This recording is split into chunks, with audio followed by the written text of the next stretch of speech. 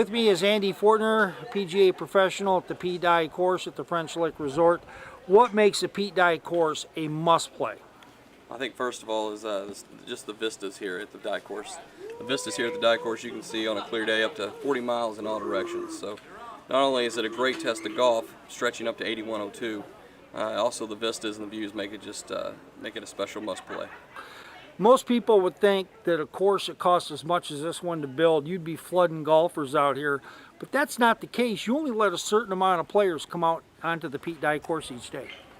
Correct. It's not so much how many we let out, it's just that our price point keeps it limited, but at the same time, it's an experience. We're not wanting people just to come in and play as fast as they can and get out. It's about coming, spend the day, enjoying yourself, take the course in, come in, eat breakfast, enjoy, go to the range, do a little practice session, go out, enjoy the course. You have a 4 caddy in every group, which is great.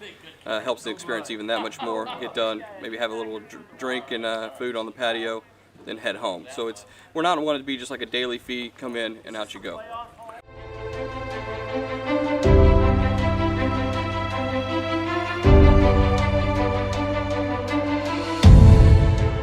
Uh, 16th hole, one of the best finishing holes coming around as you start that stretch of the last 3.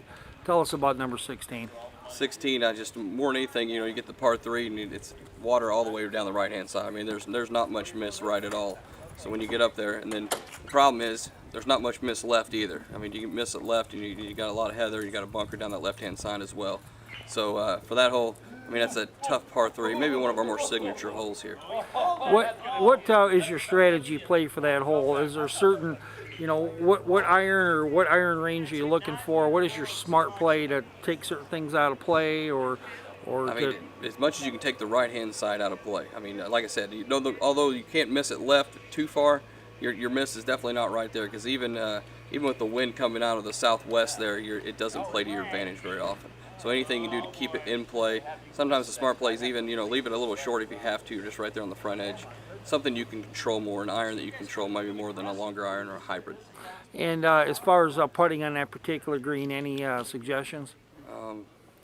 There's just a lot of, it has kind of a ridge in the back of it there, so you got to get over that ridge when the pin's back there. A lot of times I've been playing there and you leave it short and it's no good. It can turn it into a 3-putt hole real quick there.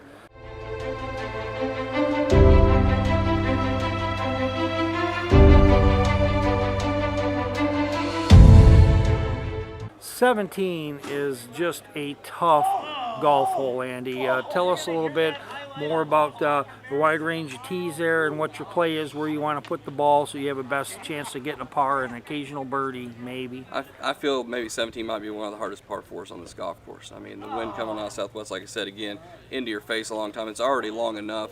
So for that hole, I mean, and then you don't have a lot of miss left. So anything, and then if you miss it right there, it's down over the hill towards 18 with the heather, and then there's a waste bunker down there as well. So for that one, it's you got to keep it in play on 17, and like I said, it plays so long. And what type of iron are you playing into that hole? You're hoping to play, a 7 in there if you can, but I mean, with the wind a lot of time, you're playing longer than that. That hole can, if you don't get all your drive there, or you fade it out a little bit, you've got a long way into what I don't feel is a very big green there, and also with the way it falls off to the left.